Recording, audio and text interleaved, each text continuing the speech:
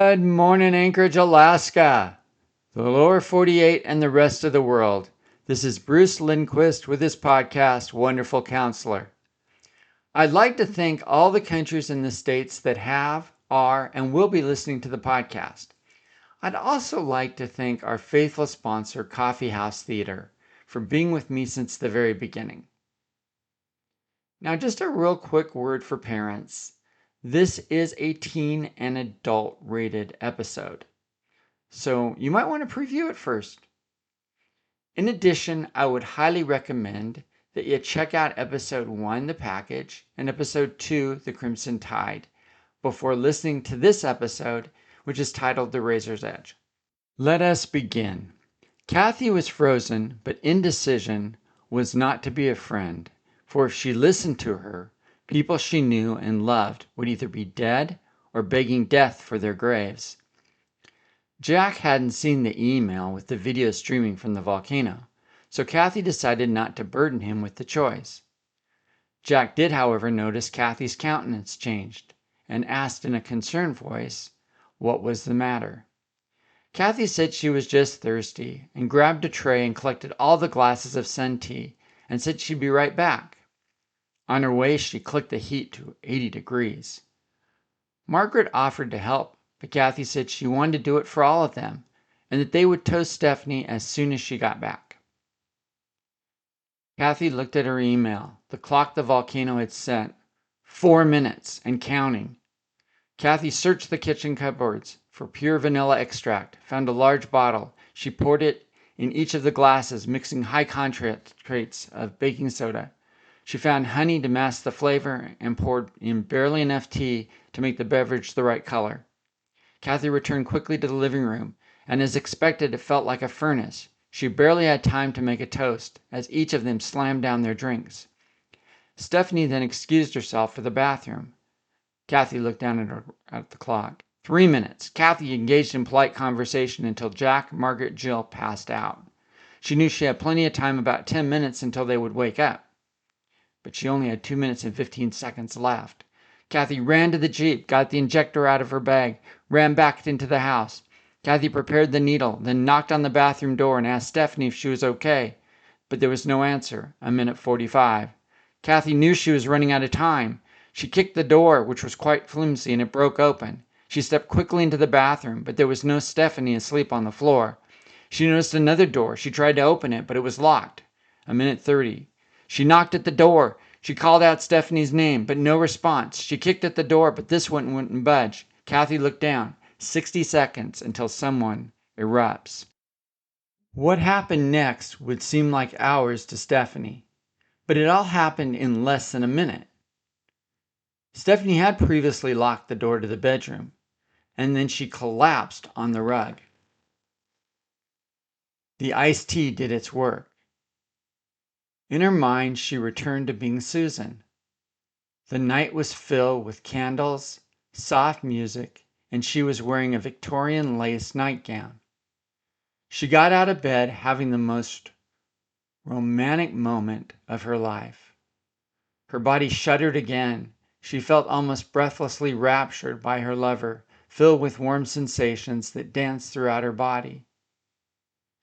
But then she found herself pulled by some invisible force outside against her will. Her eyes struggled to adjust to the dark night, and all she could hear were the sound of cobblestone street echoing as she walked. Grayish, wispy fog covered the ground, rising like a giant horizontal blade, cutting her bare feet off from sight.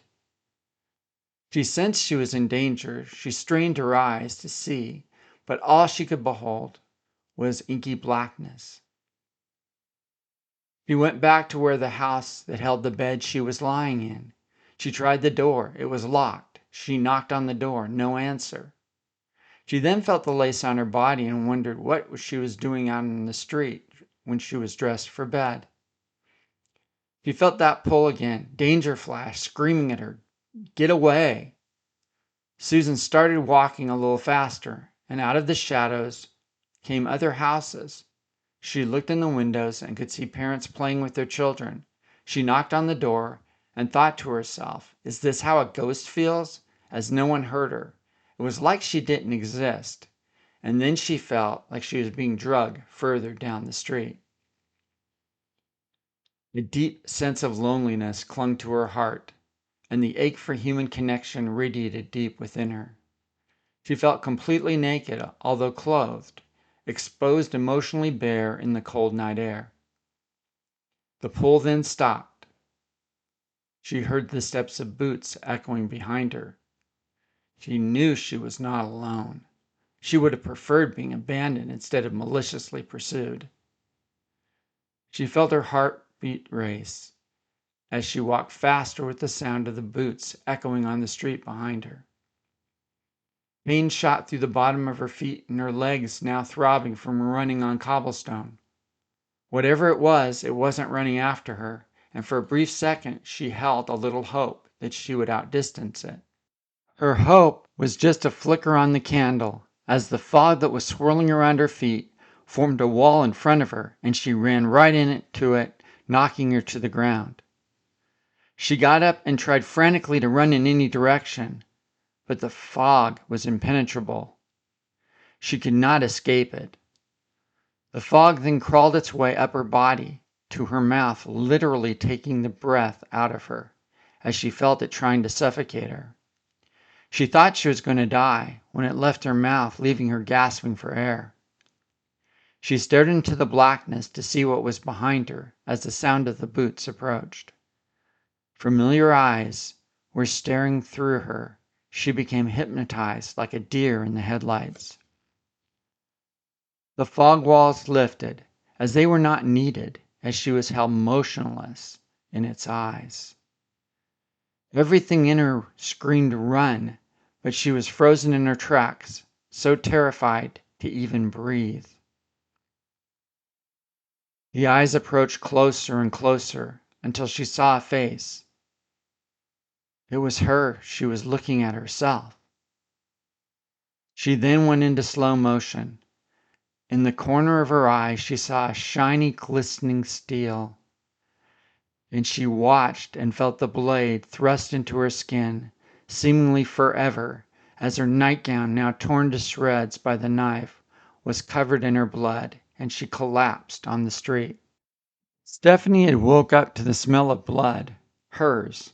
She had cut herself deeper than usual in her arm. She heard knocking on the door.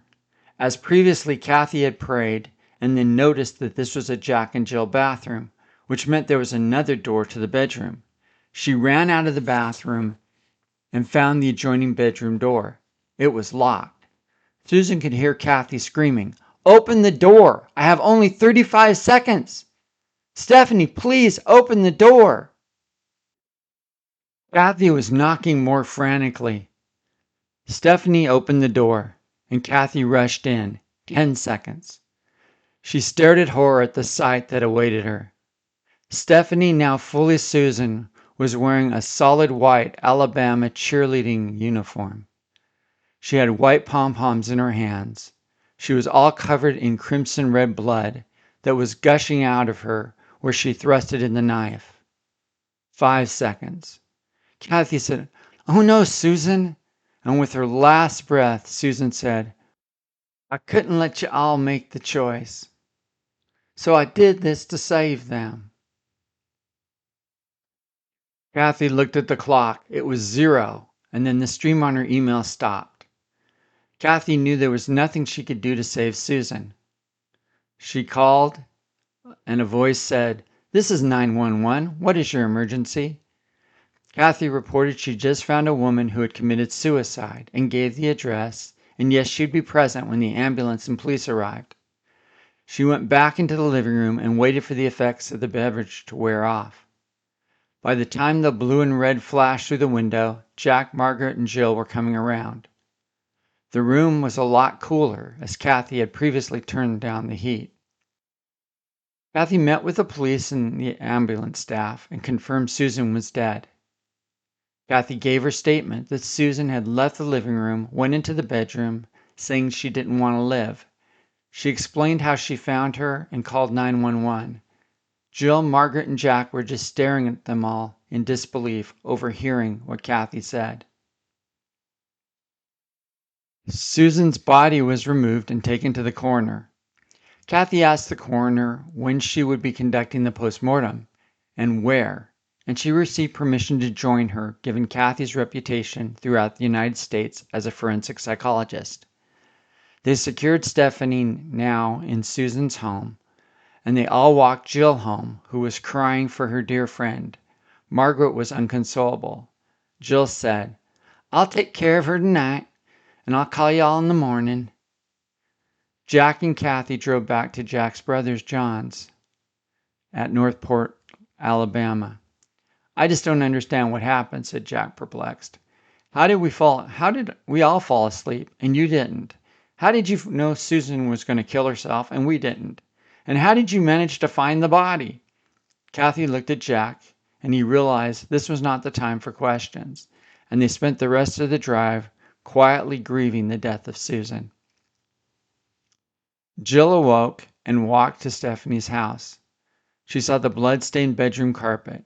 It wasn't a nightmare, thought Jill. Her best friend was dead. She then went back home and waited for Margaret to wake up and greeted her with fresh coffee. Both remained mostly quiet for each other, trying to navigate how the two lives, in Margaret's case her sister, and in Jill's case her best friend, merged both of them into one tragic story. As day turned to evening, Margaret and Jill started drinking Alabama's finest, which is Clyde Mays whiskey. The alcohol turned their silence into words, and the chemically induced vulnerability was the result. "Well," said Margaret, "I know we already had a funeral service for Susan in the 90s, although it turned out she wasn't even in the grave." "That's plumb crazy," said Jill. "All these years you thought she was dead, and she was alive with me." They shared stories about Susan and Stephanie throughout the night, and there were a lot of tears flowing and even more alcohol. I was thinking," said Jill, "that Stephanie Cross should be buried here in Auburn. There's no way anyone needs to know it was really Susan Chambers. I mean, her death certificate will read Stephanie Cross." Margaret said, "But that's not who she was, and I need to bring her home. I believe her putting on that Alabama cheerleading uniform before she stabbed herself was her statement she wanted to be remembered as Susan." "I respect that," said Jill. "She is, after all, your sister." Jill said that "I feel sad for Stephanie, now Susan Chambers. It would be like Stephanie didn't exist, and it's like I was a child with a made-up friend." "No," said Margaret. "You got more years with your sister than I did alive." Jill agreed. "I do have lots of memories." "Besides," said Margaret, "there's no birth certificate for Stephanie Cross." "Well," said Jill, "I also was trying to protect your family name. Honor her, you know. Suicide is not the way you want her remembered." "I've taken care of that," said Margaret. "Her body was sent to Northport mortuary, only for Holden. The funeral will be private, just a few to attend, complete with closed casket.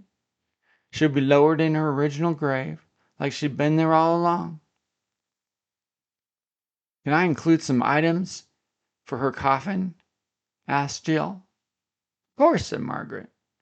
They both woke up the next day with morning ringing loudly in their ears with headaches that made a guillotine sound like sweet relief, and then they eventually prepared to drive back to Margaret's home. Jill said, "What about Stephanie's home?" Margaret replied, "It's yours. Just keep or sell it. I'll have my lawyers take care of the details." Then Jill arrived at Margaret's home. She walked in and saw the pictures of Susan, and Jill said, "I brought a picture of Stephanie." Margaret gave the okay, and there they were, a large picture of Susan in her Alabama Crimson Tide cheerleading uniform, and right next to her a large picture of Stephanie in her Auburn Tiger cheerleading uniform. "You want some whiskey?" asked Margaret. Jill smiled. "Thought you'd never ask." Cathy called the forensic psychologist in Auburn. She wanted to know the time for the postmortem and was informed there would not be any at the request of Margaret for religious exemptions. Cathy and Jack drove over to Margaret's and found two very intoxicated women. "Would you like a drink?" asked Jill, slurring her speech and giggling, with apparently being balance challenged. Cathy said no, but she would like to talk with Margaret. Cathy saw Margaret and she embodied the saying 3 sheets to the wind. Cathy said, "When you sober up, let me know. I need to have an important conversation with you." And Margaret agreed. Margaret called Cathy the next day. They met for tea, not for whiskey. Margaret discussed her reasons for the no postmortem, and as far as the public goes, her sister died of a heart attack. Her family would not be shamed by her suicide, and their family name would remain unblemished. There would be no scandal. The funeral service will be private, just the 4 of them in attendance. She further explained, even though the Catholic Church changed its position on suicide and a priest can conduct the ceremony, her parents would roll over in their graves, as in their time the church would not allow priests to conduct funerals for people who committed suicide. In addition, there would be no cutting on her sister's body. She would be buried without even the fluids being removed in a closed casket. Cathy asked Margaret if she would just hear her out before making the final decision, and Margaret agreed. "You know," said Cathy, "it was the volcano that kidnapped your sister. He made her erupt twice. He gave her the drug that faked the heart attack. He actually cut through her chest and put a mechanical device next to her heart so it could hear any future eruptions. To date, no body has ever been found except your sister's. We need to examine that device. We need to know how he causes these women to erupt and fill their clothes with body fluids, and your sister holds the key. Your sister may have died by suicide, but her death was not in vain. She may help unlock the mystery of how to catch the volcano. This isn't just about your sister. 51 women are still missing." Margaret shared, "Y'all just don't understand. This is about family, religion, and my parents. I'm to honor them." How great of an honor would it be to your parents if their daughter's death led to finding these other women and ultimately catching the volcano, pleaded Cathy. Margaret shared that she would pray about this and give her decision in the morning. Cathy thanked her for considering her request. That night, Cathy and John prayed. They were so close. They had a dead body to examine, finally. The next morning the call came. It wasn't from Margaret. It was from Patty Ninson, the state of Alabama forensic MD. She informed Cathy that Margaret would allow a minimal postmortem, and Patty was inviting Cathy to join her. Cathy's prayers were answered, and soon she found herself looking once again at the dead body of Susan Chambers. Patty shared that she has permission to remove the device from Susan's body, and they could examine the outside of her body but no other cutting. Patty used an ultrasound with AI technology to include automated tissue differentiation algorithms with spatial compound imaging to locate the electrical listening device next to Susan's heart. The technology would create AI-generated sound map, identifying exactly where the device was located. Patty guided the probe down Susan's chest and explained how AI filters out the noise of the breastbone and instantly recognizes unnatural sounds. Patty then made a small horizontal incision just above the xiphoid process at the base of the rib cage, creating a direct gateway into the space behind the chest bone. The device is probably next to the sternum, embedded in 30 years of scar tissue, said Patty. She pulled it down the narrow tunnel made with the scalpel, extracting with the microtransmitter, and placed it in the sterile metal container with her forceps. Cathy looked back at the open flesh. There's no way the volcano could put this inside Susan, with her being conscious, she said. Couldn't you have given her a drug so she wouldn't move, asked Cathy. No, said Patty. Susan was placed under anesthesia, so she would have no memory of it being inserted in her body. Patty notified the police IT department to examine the device from the forensic unit. Patty then visually inspected the body, and other than Susan's cutting on her arms and legs, to the naked eye, her body seemed to be untouched. Cathy brought some of Susan's clothing from the evidence box located in the police station that is 30 years old. She explained to Patty the volcano causes those he kidnaps to erupt, which means somehow he gets them to release some same body fluids as if they were dying. Patty said, I wonder. And using AI scanning technology, the scanner found a subdermal tracts running just underneath the rib cage. They were perfectly aligned with the neurovascular bundles. Patty explained using AI high-frequency ultrasound algorithms. We'll be able to look past the skin surface. And then it detected localized cones of high-density collagen disruption deep inside the muscle tissue, right where the nerve casings were repeatedly pierced. Patty thought she'd seen everything a murderer could do to their victims over the years, but she'd never seen a person tortured by inflicting such pain on the body that it would respond by erupting as if dying. Cathy asked, do you mean inserting the needle systematically in the nerve bundles would cause the body to have that reaction? Yes, said Patty. And she asked Cathy if she had ever had nerve pain. Cathy said when she got older, her nerves flare up occasionally. Well, now try to imagine nerve pain 100 times sharper, moving in a sequence to specific nerve bundles, and slowly building, hitting those same nerves repeatedly, said Patty. Cathy reflected on her own nerve pain. I can't imagine that. Well, that's what the volcano does to make these women erupt, said Patty. Cathy shared with Patty how Susan developed two distinct personalities. Her original personality, Susan, that carried all the pain and the torture in her subconscious, and Stephanie, who experienced all of the pain in her nightmares from Susan and cut on herself to come back into consciousness. Patty said the volcano literally tortured this poor woman, splitting her personalities so she would survive and her identity would be hidden. Patty shared Stephanie would have been a cutter since her personality emerged, but superficially only, until something must have triggered her to cut more. See these scars and this deep cutting? This just started a few months ago. Cathy shared that I have read about trauma treatments that reintroduce a script to the mind and through journaling rewrite trauma's experience to help them process it. What if the volcano did the opposite? What if he used the script in coordination with the needles to reinforce the story he was imprinting in her neural network? Patty said that would cause the unconscious nightmares. It would be like she was experiencing it all over again, because the amygdala would be wide open. How would the volcano be able to find the perfect script to terrorize her almost to death? Asked Patty.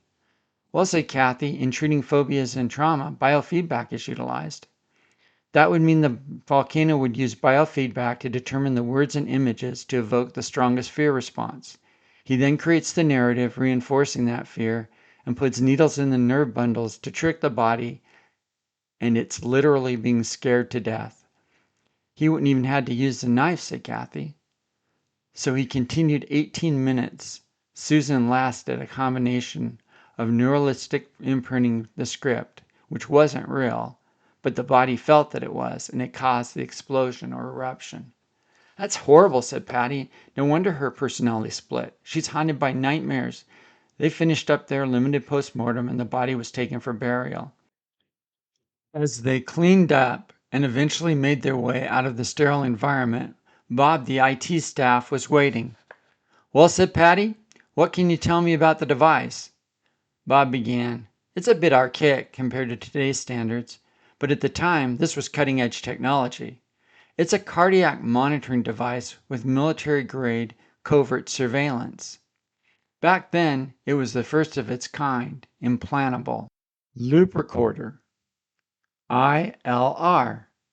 It still was a heart monitor, but it also had a sub-miniature piezoelectric acoustic microphone installed. It was a crystal transducer, and this technology was used to monitor animal species. It was packed with a lithium iodine battery, and so her body didn't reject it. It was placed in medical-grade titanium in an elastomer silicone sheath next to her heart. It also was a locating device, but would only work when her heartbeat increased high enough, like during times of high stress. Could he speak to her through it? Asked Patty. That technology wasn't available, said Bob, but he could call her, and that would trigger her some way. Cathy asked, can we trace it back to him? And Bob said, not directly, but I can work on some strategies. I'll need to examine the markings. Patty thanked Bob for his assistance. Thank you, Patty, said Cathy, for letting me be here and to work this with you. Anytime, said Patty. I sure hope you get this guy. He experimented on 51 more women, said Cathy, and what is scary thought, with his increase in technology, he certainly will be able to do more damage to these women as he evolves as a volcano. Patty said, I have followed these cases, and I have one more observation to share and then a gift for you. I know you think Meg was the first, but when you brought me a sample to test both boxes received with a woman's clothing, Susan dates earlier. So the volcano started in Alabama? I wonder what caused Brian to turn into such a monster. He was a doctor after all, said Cathy, as that question was left hanging in the air. Patty said, this is your gift. It was my machine. It's what we used on Susan's body with AI technology. It must cost a fortune, said Cathy. They do, said Patty, but I'm retiring. Newer models are ordered, so please receive these gifts from me, as I want to see these women found and the volcano caught, or tortured, or killed. Cathy returned home and informed Jack of the results and gave the sanitized version to Margaret as Patty did. The funeral itself was brief. Hidden from the public, there was barely any time for even tears. Afterwards, Cathy approached Margaret and Jill and asked their forgiveness, as if it wasn't for her, she may be alive. Margaret and Jill said, we learned the truth, what happened to Susan, and it helped us grieve, and besides, she helped both of them come into the present. Margaret said, Jill and I are selling our homes, and we're putting the pictures in storage. What are you going to do after you sell? Asked Cathy. Oh, we're going to go on a world cruise together. It's time to live our lives. Hey, said Cathy, let me give you a gift. And it was some money. Margaret looked confused. It's for you to buy yourself a hamburger before the house sells. Margaret laughed. Eating is in my future, and they both hugged Cathy and Jack. Well, said Jack, tomorrow John and Christy return home from their cruise, and then we can leave this humidity. Cathy said she tried to contact them many times by phone, but they didn't answer. Cathy that night couldn't sleep. She didn't like keeping things from Jack. She wondered how the encounter with the volcano impacted his brother and his wife. Would they ever be the same? Jack, on the other hand, slept like a log, ate a big breakfast, and Cathy just picked at her food. Jack could tell something was wrong, but Cathy was a closed book. They drove to the airport and went to the arrival area and waited. It didn't look like they were on the plane until the last ones out were John and Christy. Cathy ran and hugged them both. She said, thank God you're all right.